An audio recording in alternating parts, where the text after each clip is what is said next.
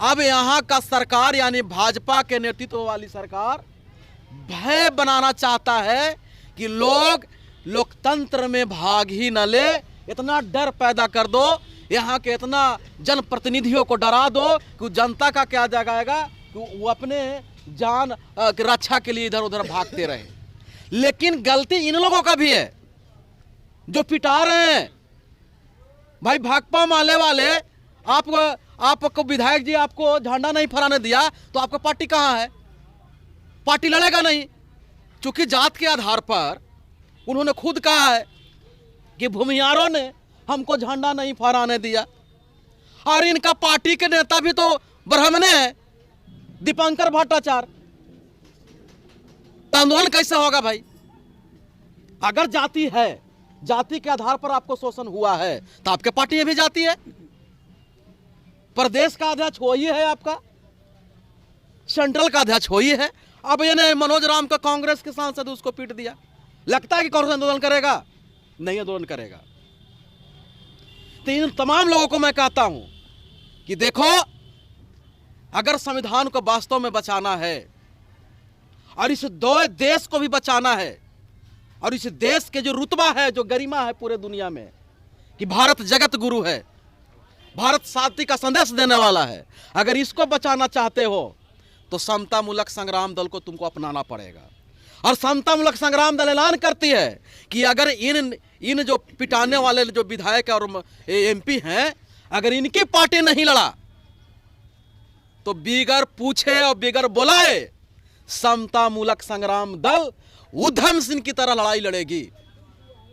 और उनको भी मैं चेता दे रहा हूं कि अगर सोचते हो कि दलित और अति पिछड़ा कमजोर वर्ग वंचित वर्ग अगर गाजर मूल्य है तो ये भूल में मत रहना, ये भूल में मत रहना।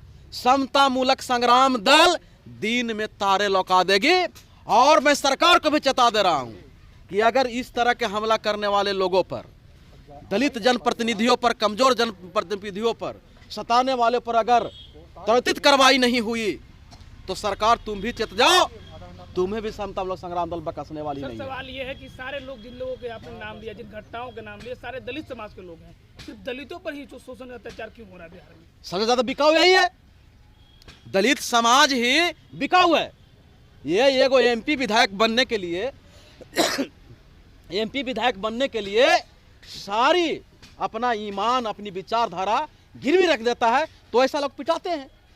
ये पिटा रहे हैं, ये भी कारण है, ये भी कारण है। तो इसलिए मैं बता रहा हूं कि अभी से जितने दलित वंचित समाज के लोग हैं वो होश में आ जाओ और अपने संगठन के साथ रहो, तब इन लोगों को दिन में रोलर चलाई जाएगी। ऐसा लगता है कि पूरे बिहार में भी दलित समाज सुरक्षित नहीं है, पार्टी में भी जाके सुरक्षित नहीं है, कहीं सुरक्षित नहीं है। और सरकार सुरक्षा नहीं दे रहा है और जिस पार्टी में गया उस पार्टी के भी इसको सुरक्षा नहीं देता है। लड़ना चाहिए ना, लड़ना चाहिए। अभी सुना आपको कहीं आंदोलन हुई है तो आप इन लोगों की लड़ाई लड़ेंगे? इन लोगों की लड़ाई लड़ेंगे बगैर पूछे हुए, क्योंकि समतामूलक संग्राम दल ये सोच के नहीं लड़ता है कि हमको वोट देगा कि नहीं देगा। हम इस सोच के लड़ते हैं कि कहाँ न्याय हो रही है, कहाँ अन्याय हो रहा है। जहां अन्याय होगा वहां न्याय के लिए समतामूलक संग्राम दल खड़ी है, मन तन धन।